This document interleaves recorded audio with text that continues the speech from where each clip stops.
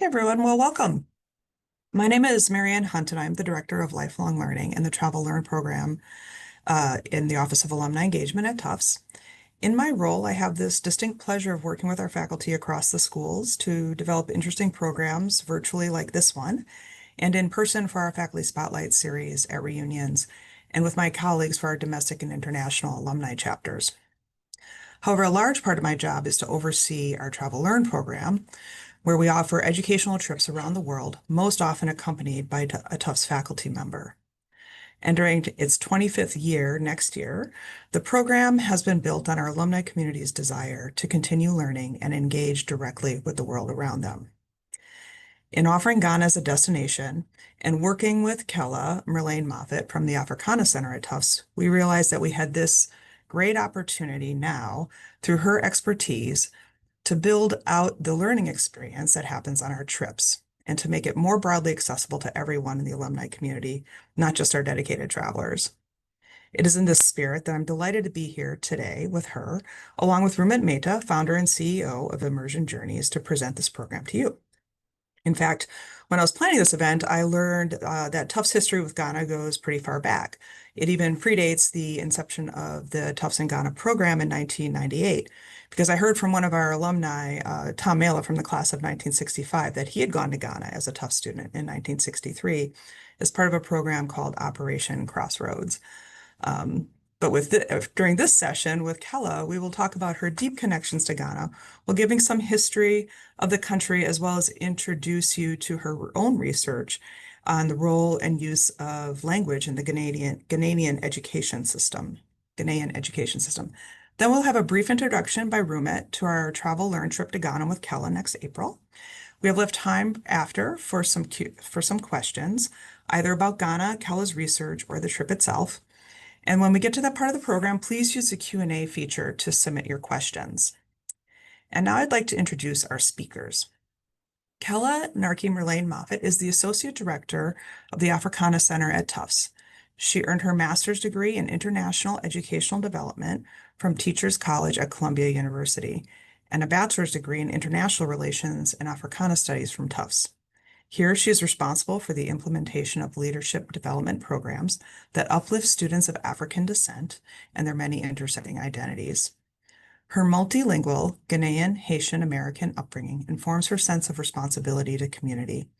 Her research explores the role of language in education and policymaking and the boundaries of identity and their consequences. On our Ghana trip, she'll discuss the critical importance of linguistic accessibility in creating equitable educational opportunities and how language influences civic engagement, social equity, and community development, something you will get a little sample of here today. She has also visited Ghana many times, which you'll hear about, and studied there for a semester at the University of Ghana. Rumit Mehta is the founder of Immersion Journeys, which is an award-winning tour operator based in New York City. Born and raised in East Africa of Asian origins, he was driven by a deep connection to his cultural roots and set out to share his unique experiences from growing up in these diverse regions. This passion led to the creation of Immersion Journeys. With over 2 decades of expertise in travel, conservation, and sustainable tourism, Rumit blends his love for exploration with a commitment to curating authentic, heritage-rich experiences for every traveler. Rumit is also a founding member of the Safari Professionals of the Americas, a professional networking group of like-minded tour operators who plan experiential travel to Africa. I personally have known Rumit as a close colleague and collaborator in the educational travel industry for years, and he's created memorable journeys for Tufts travelers to Uganda, Kenya, Tanzania, and Namibia. And with that, I'd like to turn it over to Kella to get us started on the main program. Thank you so much for that introduction, Marianne. Let me go ahead and share my screen with you all. And I believe you all can see it. Fantastic. So once again, thank you so much. Hi, everyone. My name is Kella Narki Merlain-Moffatt, and I'm so happy to be able to share space with you all today and to have this conversation with you all and to really share with you the Ghana that I know and love. As Marianne said, I've been visiting since I was a kid, and so I've included some photos here of my times in Ghana throughout the years. This little girl right here is me with my older cousins. I believe this was on my very first trip to Ghana, and down here is, I believe, on my second to last or third to last trip. And so I'm very fortunate and blessed to have been able to visit for so many years and to really see things evolve and change throughout. So excited to chat with you all today. A little bit, I'll start with talking a little bit about what I do here at Tufts. I'm talking about my relationship with Ghana and then really diving into the research that I was able to conduct there a few summers ago. So at Tufts, I serve as the Associate Director of the Africana Center, and Marianne really covered everything that I do. I'll say that after I left Tufts the first time around with my bachelor's degrees, I worked in admissions for a bit of time before deciding to go and pursue my master's. And it was really when I was in grad school that I was able to delve further into understanding the intricacies of a language as it comes to international development and how they relate. And so while I was there, I had received a travel grant to go to Ghana and conduct my research that looked at the intersections between language and civic engagement for a minority ethnic group in Accra. And so that's the research I'll be talking about today. When I left grad school, I did a bit of consultancy work. And the position I had most recently before my position here, I was doing a program evaluation essentially for an organization looking at school feeding initiatives across 9 African countries. And hopefully soon a book chapter will be coming out from that research. And so very excited about that. Now I'm back here at Tufts leading a number of our signature programs in the Africana Center. So on the left hand side here, you'll see we had our Embrace Pinning ceremony a few weekends ago, where we welcomed first-year students into the Africana community and gave them a commemorative pin. I also lead programs like our stole ceremony at the end of each year. And so I'm adorning a student with a pin, with their stole in the top left picture. A running joke that we have in the Africana Center is that anytime I'm running an event, I always have my clipboard in hand.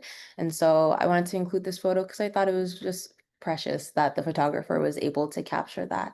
So if you ever come to an Africana Center event and you're wondering where I am, look for the person looking at the clipboard and you most likely have found me. So I'll go ahead and jump right on in. So, as Marianne said, I've been visiting Ghana for a long time now. And one of the reasons I actually chose to come to Tufts was because I knew there was this Tufts in Ghana program, and I really wanted to study abroad in Ghana. And I think in this program, I really had the opportunity to learn from various professors, engage with students, make new connections, build a network outside of just my family, and really appreciate and understand Ghana outside of just my familial ties to the area. And so at the very top of the photo or of the page is the group that I went to Ghana with. And then at the bottom, this is a picture of the University of Ghana, which is located in Accra, which is where we were for about 5 months, I'd say, for the fall semester. So just to situate us, Ghana is located in West Africa. It is the only English-speaking country in this area right here, and the countries around all are French-speaking countries. And so it's an interesting dynamic there. And it's also the first country in Africa to have liberated itself and claim independence in 1957. Now, it's important to know that Ghana is actually named after the ancient Ghana Empire that's situated roughly 500 miles north of present-day Ghana, and it has the longest lasting contemporary democracy. There is a lot of diversity in Ghana as well, and so there are a little over 75 ethnic groups, and there are about 83 living languages, of which 73 of them are indigenous living languages. And so there's a lot of language and richness and culture that you'll get to experience if you ever visit Ghana. So when it comes to the US and Ghana, they've had quite the relationship over the years. Many African Americans in particular began expatriating to Ghana circa the 1950s and the 1960s, and a lot of folks were drawn there because of Ghana's Pan-African vision, but also too to escape racial discrimination in the US at the time. And throughout the years, even today, we still see many people expatriating to Ghana and finding it to be their new home and being welcomed there as well.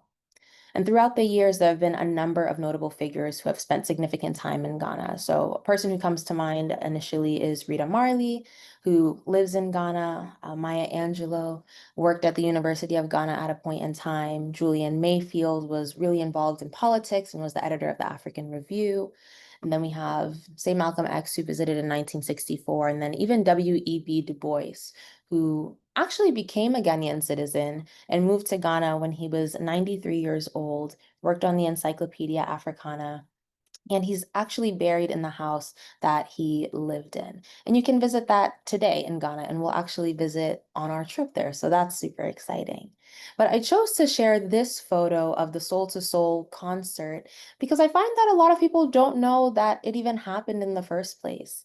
And this festival happened in 1971, and it was planned to be a part of the annual celebration of Ghana's independence. But it was also an invitation to be a homecoming for those noted African American artists who were returning to the continent. And so some of the artists who were there were, say, Ike and Tina Turner, or Wilson Pickett and the Staple Singers, and many, many more. So today I'm sharing with you all the Ghana that I know and the Ghana that I love. One of the things you'll see when you're on the ground in Ghana is that you'll really get to see language in action and get to hear all of the different languages coming together. And so I've shown you all here this picture of Makola Market, which is the largest market in Accra. And we'll get an opportunity to visit, I believe. And what's really nice about Makola is that it's busy, it's bustling, and you can find just about anything that you want there. If you need to get your hair done, you can do it there. If you need to get your phone fixed, if you need to um, get a shoe fixed or buy toiletries or buy party favors, anything and everything can be found there. And so I wanted to share with you all a few of the things you might hear people say. And so one of them is akwaba, which means welcome. Another one is teteng, which is how is it or how are you? And then the last one being oyiwaladong, which you might hear as people are finishing their transactions and they're thanking the person that they've just purchased from or the person who's just purchased from them. I share these photos and these videos so you all can see what Ghana and what Accra could potentially look like when you're coming. I think it's a very vibrant place. I feel like I struggled looking for photos through my phone because I'm someone who really takes it all in and really just appreciates being in the moment. But some of these really show the colors that I wanted you all to get a feel for. I share on the left-hand side this carpentry shop because I think they do really fascinating work. And so one of the traditions amongst Ga people, some Ga communities, people will have their coffins symbolize and be related to their life in some way. And so this man will go ahead and create these coffins that really show people's lives. And so say someone was a fisherman, they may get a fish coffin, or maybe they're really into sneakers and they get a sneaker one. Or even too, the last time I visited, he had this huge coffin that looked like a cathedral because a priest had passed away. And he had another one where someone really loved photographs and they were a photographer. And so their coffin was a camera. And so it really just goes to show that people are so creative and so innovative, and that there's a lot to see and experience and to really appreciate. And so this is a bit of my intro into Ghana, and so I'll dive right into the research now of it. And so, m'vle pou nou tout ki la pou imagine que ou à l'école et ou pas comprendre qui sa professeur rap di. Ki jan tap apprendre? Ki jan tap senti ou? Ki jan pense sa tap affecte cœur? I want you to capture how it is that you might feel in this moment. And please do feel free to put it in the chat so we can see and understand how others are processing this moment. But I want you to know that however it is that you may be feeling, your experience is not unique. At most, just 1 in 5 children are taught in their mother tongue in Africa. And so for many of them, their indigenous languages are not even allowed in schools. and instead, English is favored as the medium of instruction. So, just a few moments ago, you experienced to a small degree what it might feel like to sit in a class and not understand anything your teacher says because the language of instruction is not the language you speak at home. And this mismatch is known to be the cause of school dropouts, repetition, and failure. And this is especially true among students who come from poorer backgrounds. Now, when schooling was developed in Ghana, it was developed with the intention to create citizens who were loyal to the nation and who had the skills needed to build the nation. And yet, Ghanaian scholars note that there is a growing disinterest and a lack of skill in civic engagement amongst youth in particular. But one thing that I saw that the scholars did not consider was the role that language may play in the development of one's civic identity. And so I used this quote by Ngugi wa Thiong'o, who was a Kenyan scholar and author, because one, it's a quote I think of often, but two, I think it pushes us to consider what the role of schooling is, and how it plays into our lives. And it also pushes us to really think about what it means to go to school and to simply not understand. As I said before, Ghana is a country that has the longest lasting contemporary democracy that has avoided major violent conflict in West Africa. And therefore, it provides a really interesting case to study civic engagement. While the capital city, Accra, is the center of the country's economic growth, poverty is still prevalent, and the region's highest poverty rates tend to be in Ga communities. Now, to increase social mobility for members of minority groups who face social and economic disadvantages, like the Ga people, using one's home language can be rather effective. And so my research looks at the intersection between language policy and civic engagement. Before I dive into that, let me introduce you all to the Ga people. So the Gas are an ethno-linguistic minority group whose land serves as the seat of government. And so Ga people believe that Accra is their ancestral land. One fun note is that in Ga, the language, to say the capital city's name, Accra, you actually say Ga. And so you have a case where the name of the people, the name of their land, and the name of their language all are the same. And I think that's really poetic in a way and very beautiful. As I noted, the group is a minority group, and something I had found in the literature before I really delved so deep into this research was this notion that Ga people believe that their language is dying, and this is something that actually came up later on in the interviews. So I focused this research really looking at the 2004 language policy, which essentially says that children must learn in their first language as the media of instruction for a number of years in lower primary school. But knowing that there can be a disconnect sometimes between what policies say and what practice does, I was really curious to know, well, what is the case and what's really happening? When it comes to civic engagement, I use Adler and Goggins' definition of it as it being a process by which citizens participate in creating better conditions for themselves to help the future of their respective communities. And so when it comes to civic engagement or civic education in particular, that is meant to give learners the skills needed to perform their roles in society, it's important that learners are able to grasp civic education as a concept and as a practice well. In order to do so, I believe that it should be in a language that they understand deeply in order to prepare them to enact social change, but also to help them to not be enslaved at the end of the day. And so I interviewed 22 people who were between the ages of 22 and 58 and all identified as Ga. And they went to lower primary school between the ages of not between the years 1970 and 2013.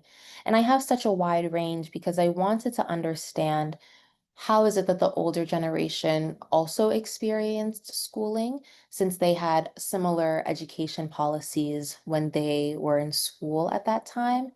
But throughout Ghana's history, there's been a lot of fluctuation in the language policy. And so I used two research questions to really guide my research and understanding. The first one being after the implementation of said language of instruction policies, what language did Ga youth learn in practice? And the second one being, what are the intersections between Ga youth's relationship to language and civic engagement participation? And so what I found is that for 95% of the people I interviewed, they noted that the medium of instruction for them was English, not Ga or any other indigenous language. So this was in direct contrast to what the policy stated. And for a lot of them too, they were in classrooms where the majority of students spoke Ga, if not everyone spoke Ga, but still yet they were learning in English. And for 68.2% of them, they expressed that if they had spoken their language in the classroom, they were physically punished, they were publicly humiliated, or they were told to not speak vernacular, which is the term used to refer to Indigenous languages in the schooling context. And so this really made me wonder, what does this do to someone's sense of self and identity and community?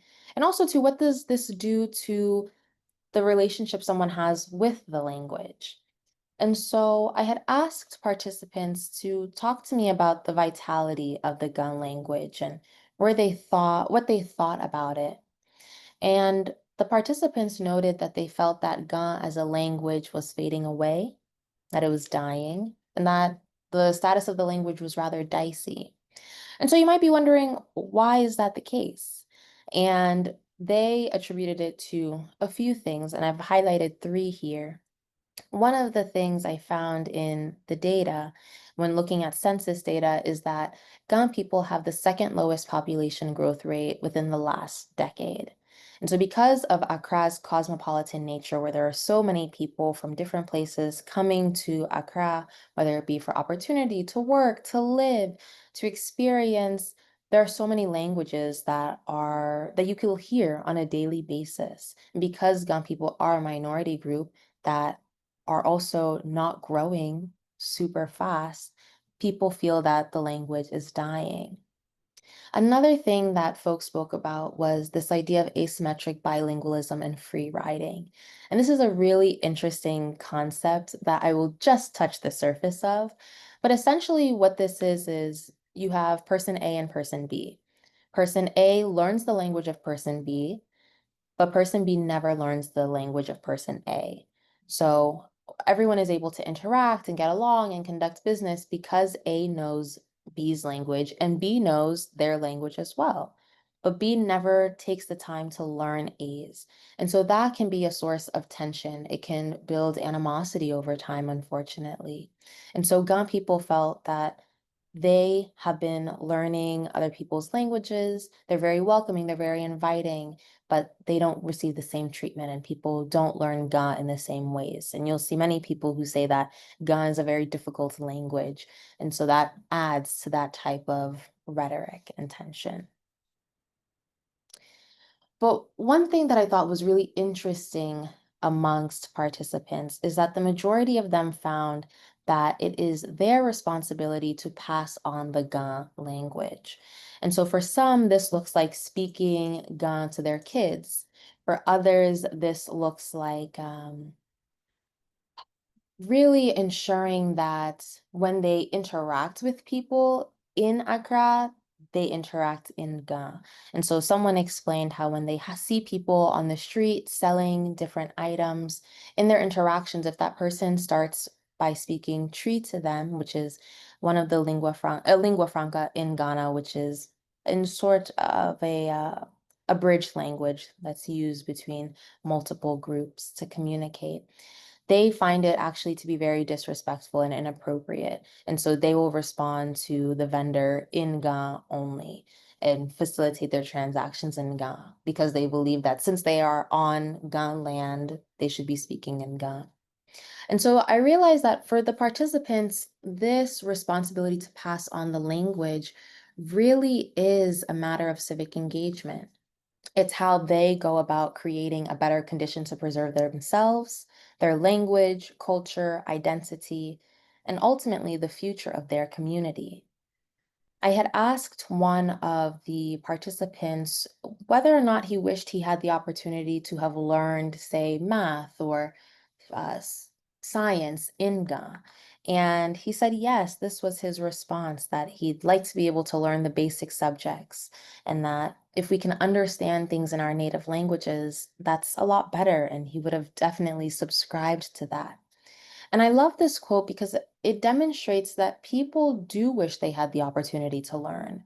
And it shows that where scholars thought there was a disinterest in civic engagement, there really just is a difference interest, and it still aligns with civics. It just hasn't been accounted for yet until this research. I do find that one of the limitations of my study is that the majority of my interviews were in English. And so I do feel I missed out on the opportunity to capture the perspective of those whom were negatively impacted by not knowing uh, what the professor was saying to them in the classroom. But the proper research with the proper resources and funding in the future, perhaps I'll be able to carry out that type of study. So with that, I do hope that you've learned a bit about Ghana today, and I hope that you're walking away with something new. In Ghana, we say femoya, which means hurry up. And so I encourage you to hurry up and put those deposits down today. But in all seriousness, do come and see Ghana for yourself. It is a country that is full of riches.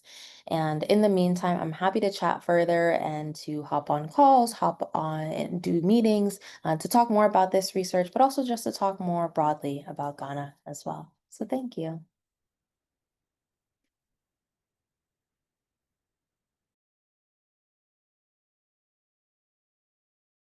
Good afternoon. This is Rumit Mehta. Give me a second while I pull up my quick presentation. Uh,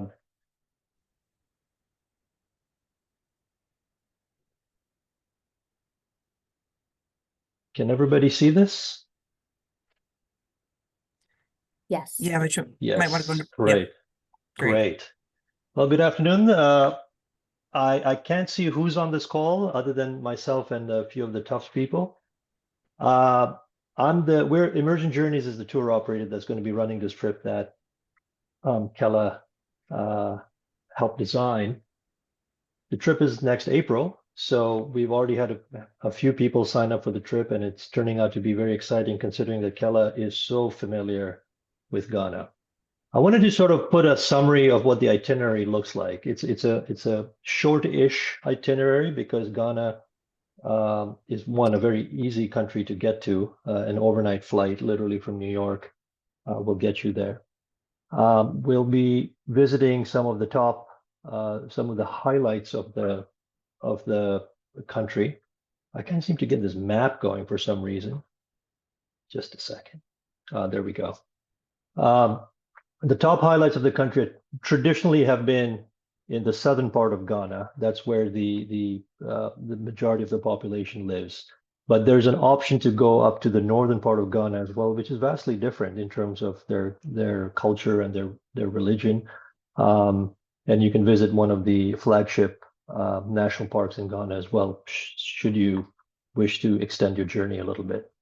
I won't bore you with all the details. You can sort of read it yourself from the brochure. There's a link that a page will put on this chat, and you can take a quick look at what the itinerary looks like, and you can sign up online. But basically, we're starting and ending in Accra. We'll be visiting Cape Coast, which is the infamous slave castles, where many, with the horrific slave trade, where the exit point was, is very similar to what you would see on Goree Island in Senegal. But it is a very, very important stop in Ghana to really understand what the connection between Ghana and the United States is, even till today. Then we're going to head up to Kumasi, which is the sort of the seat of the Ashanti tribe or the empire. These are a very influential tribe. This is where a lot of the gold mining, I believe, continues to take place. So the community in that area is quite a well-off community, but it's a very, very important stop to see what the Ashanti Kingdom is about. You may get a chance to meet, hopefully, somebody from the royal family, but they have a wonderful museum over there, and it's a stop worth going to. We'll be visiting Akosombo. This is a really cool experience. We visit a local community there. We have a naming ceremony. You'll all be given traditional names. We'll let Kella do all the translation once you get all your names, and it's a really neat experience. So we're sort of sticking to this area here before you head up to the north, should you wish to extend your journey. Very quickly, just what the cost of the trip is, what is included, what is excluded. Like I said, once you click on that link, you'll be able to see the finer details of the trip. All of our trips have a full-time trip manager who's also a guide, a local person, and Kella will be there to augment some of the additional experiences as well. In case you have any questions, my email address is there on your screen. We also have a phone number you can call and we can chat more. I can assure you Ghana is a very easy country to get to and also to travel within. They're all English speakers, as Kella said, they're all English speakers as well as Ga speakers and Twi and all the various languages, but it is predominantly sophisticated place to travel to and through. You do need a visa to get to Ghana, and once you sign up, we will give you all the necessary details on how to apply for your Ghana visa. Ghana still implements a requirement for yellow fever vaccination, proof of yellow fever vaccinations. Of course, if you have medical reasons for not taking it, a simple letter from your doctor will suffice. And when you're applying for the visa, you can include that. And within a few days, your visa will be approved. And of course, we are always here behind the scenes and to help make sure that the trip is properly executed for you, and all the necessary comforts are included. So that's where we are. If there are any other questions, we look forward to seeing them on the chat box, or you can give us a call. And yeah, over to you, Marianne. Great. Thanks, Rumit. We have plenty of time for questions, and we do have a couple. In the meantime, we did get a resounding endorsement for the friendly people and the food from one person in the audience. And we have a couple questions, pretty much geared towards Kella so far, but we'll keep our eye on it. Kella, there's a question from Selena about the structure of government, and then anything maybe you've picked up personally, on the role of women. You have family members there, so if you want to, I know that's not your area of research, but feel free, take it away. Fair. Sounds good. Thank you for your question, Selena. I'll say that Ghana is a democracy, and so there are checks and balances in place. When it comes to the role of women, women are very important in Ghanaian society. And even this January, 2025, I believe, Ghana elected its first female vice president, Dr. Nana Jane Opoku-Agyeman. So it's really nice to see that women are participating in politics. They do have that space and that voice. Of course, there can always be more, and definitely something that folks are working on and ensuring that women's rights are at the forefront of conversations, but definitely something that is ever evolving in Ghana for sure. Great. Yeah, thank you. And actually, that came from one of our participants on the trip who's already signed up. So Oh, that's exciting. lovely. Yeah, Exciting. Well, I look yeah, forward to meeting you. yeah, Selena. And then, so when do children start to learn English? That's a good question. So if kid has family members, or, even with the advent of technology and the fact that things are so interconnected, kids might be learning English informally, just in their home, picking it up when they're walking around. But when it comes to a formalized time to learn, a lot of kids will learn maybe around the ages of 5, 6 when they first start going to school, especially if you're in the situation where you're not learning in your indigenous language. It's going to be that first day of primary school where you are hearing the language and you are expected to interact and pick up and be able to do the work and interact with your peers. So students do learn it rather early on in life. But two, if you're in an environment where English is not as widely spoken, which is definitely possible, it is also the case too that you may not grow up um, really having a level of comfortability and fluency in English as well. So it is case by case, but generally children will learn in school when they start lower primary school. Interesting. Someone did make a comment in the chat about the practices in Kenya, and I don't know how much you've been able to travel around the other areas of Africa, saying that they try to teach their kids English first as their first language. Um, and I don't know, I just didn't know if you wanted to comment on that, like if there are other areas, like how it varies by region, perhaps. Well, not even going as far as looking at regions, I would say that even in Ghana, there are parents who want their children to have English as have a strong, firm grasp on English. And so that might be the language that they too speak at home. And so you do see a generation where even though they were born and raised in Ghana, they don't speak their mother tongue and they do speak English as their first language. And so that is definitely a possibility. And I think too, something I'm always very mindful of is I wasn't born and raised in Ghana. I didn't go through schooling and K through 12 in Ghana as well. And so as much as I advocate for mother tongue education, I also understand that there's power and positionality in that advocacy and that I speak English with an American accent at the end of the day. And so there are challenges that I may never face that someone else will face simply because of their accent. And Mm. so it is quite common that English is something that parents want their children to learn.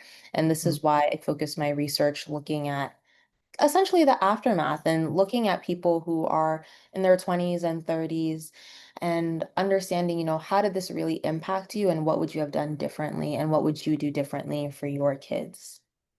Mhm. Great. Yeah, thank you. We have one more here for Kel as well, but then I'm going to flip over to one that we got in the chat that's a little bit more for Rumit. But this one is could you speak more about any Black expats and conversations you may have had with Americans who have moved there in recent years?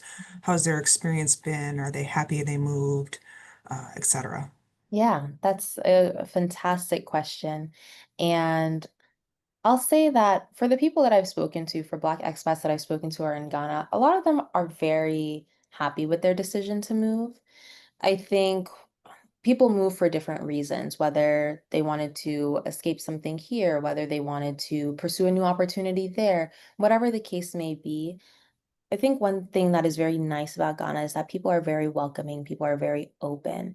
And so they're being welcomed with open arms. The government has also created a number of initiatives to also welcome expats back and to really encourage them to come to Ghana, to find home, to find community.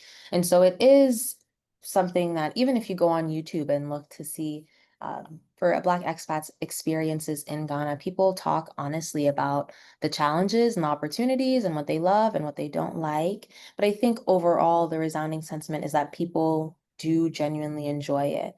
I was just chatting with someone a few weeks ago, actually, who moved to Ghana a few years ago.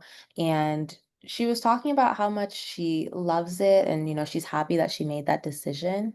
Of course, there are challenges with any move or any place that you're at. And so she expressed those as well. But I think there is a sense of peace and calm that you're able to experience there that you may not experience everywhere. I know for myself that Ghana is one of the places I'm able to be the most creative version of myself. And so even when I was studying abroad, one of the first photos on the first slide is a picture of me at the National Theater because I was able to dance at the National Theater. I was able to be in a professional production of a play when I was in Ghana. And so there's just so much opportunity, and it's very comforting to be in a place where you're able to express yourself to the fullest capacity and really be surrounded by others who really encourage that too. Yeah.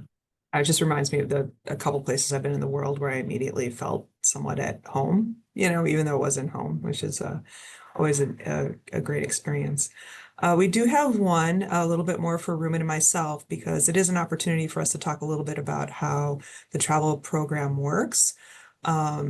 And how how our group travel tends to work with the pre and post tour options. And so Rumit, logistically, could you talk about the additional experience and the addition to the itinerary? So if people go on to do the post trip, how does that work? Does it require special arrangements for departure at the end of the trip? And I think this is a good opportunity for you to talk about how Sure. we work together and you have partners to help with Yeah. those types of So arrangements. I just want to attack onto Kella's last comment about expats. The ground team, the company that we use for our ground operations is actually a Ghanaian expat. I mean, an American expat, an African American lady, Mona Boyd, who's now retired, who moved back in the 80s, married a local guy for exactly the same reasons. She was more curious about her heritage, probably.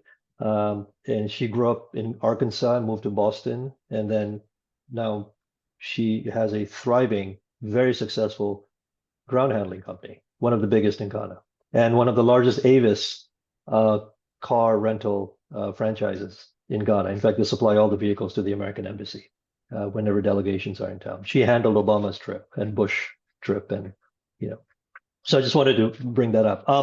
The add-on is very simple.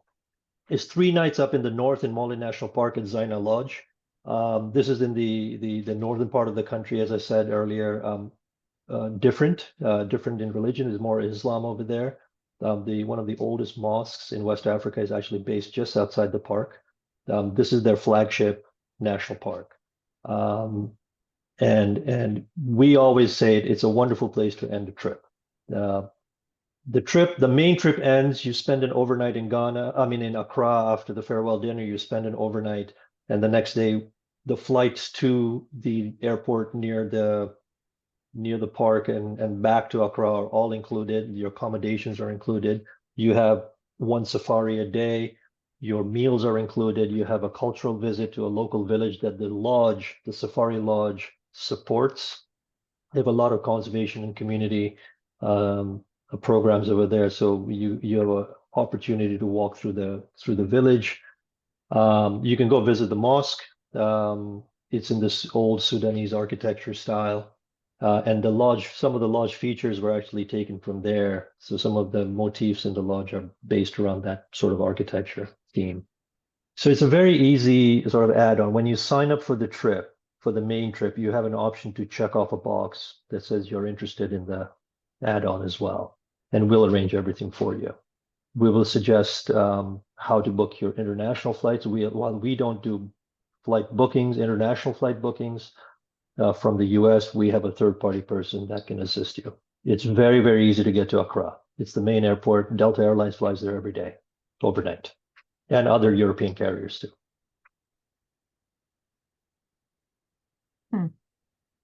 Interesting. Good. Thank you very much, Rumit. And that I would say that is sort of typical about how when we make arrangements for a pre or post tour, that the operator handles a lot of the details and makes it easy and seamless.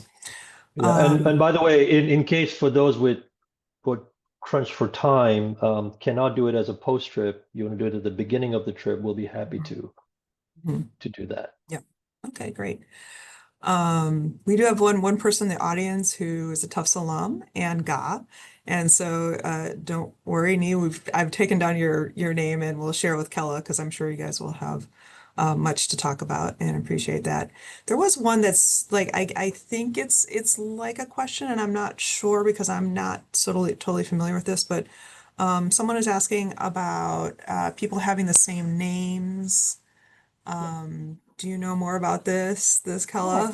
Yes. So some ethnic groups name children based off of the day of the week. And so if you were born on, say, a Friday and you're a boy, you would be given the name Kofi. If you were a woman, you'd be given the name Ifya. And so it can be fun that you meet people and it's like, oh, what's your name? Oh, Kobe. Oh, okay, you were born on Tuesday. That's cool. Nice to know. And so it can be very ingrained, but that is not the case for every ethnic group. And so the Gans we do not name based off of the days of the week, and our names really serve as addresses. And so anyone who's Gan will see my name and they'll be able to tell me where my family comes from, which part of Accra I come from. And so the names, depending on the ethnic group, can be very different, but nonetheless, they tell a story. Great. Yeah, that's good. I did not know that. Learned something new. I had one other thing that popped up. I'm just trying to toggle a couple different screens here. It was something about the travel. Oh yeah, how large is the typical group? We would keep this one small. There's no way we would go over, I don't think, room at like 20 people. We just don't have, some of the places we're staying at are small. It's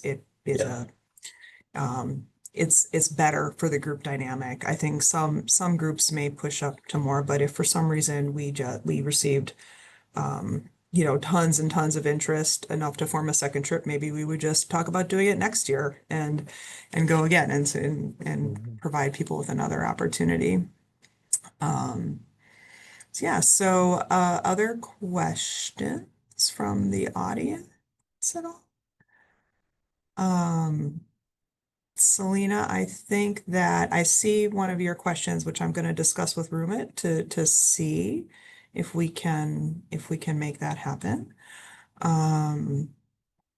Anyone? Okay, wait, hang on a second. If you're a solo traveler, can you be matched with another solo traveler? The way we handle this, at least we have handled it this way, Rumit, when we've done this on other trips, is if there are two solo travelers and they're interested in exploring the possibility, we simply put them in touch with each other ahead of time so that they can decide if that's something that they want to do. We would never make that decision for another person, but we're always happy to reach out, for instance, on someone's behalf to another solo traveler, say there's somebody else who might be interested in sharing to save on the single supplement, and would you be interested in chatting with them about that? So that's how we would navigate that. Yeah, great. So with that, I mean, I would just say that we're available for questions. Paige is going to drop information into the chat for folks. If you can either go to our webpage, you can contact Rumit, you can contact us to register for the trip. It's best to just go directly to Rumit, and he'll get it going for you on our behalf. So yeah, with that, oh, did I see one more question? Oh, no, it was just a thank you, which is like nice. You're welcome. So anyway, I would first like to thank all of you. For those who'd like to learn more, like I said, we'll put that information into the chat. This session has been recorded, so we will put it onto the Tufts Alumni YouTube channel probably sometime next week, in case you want to revisit it or share it with anyone else. Thank you, Kella, generously for sharing your story and your research, and thank you, Rumit, for your partnership in making this opportunity for the Tufts travelers to immerse themselves in the history and culture Very of Ghana. exciting. And thank you all for joining us to learn more about Ghana and for your great questions. So thank everyone. Have a wonderful rest of your day. Bye. Thank you.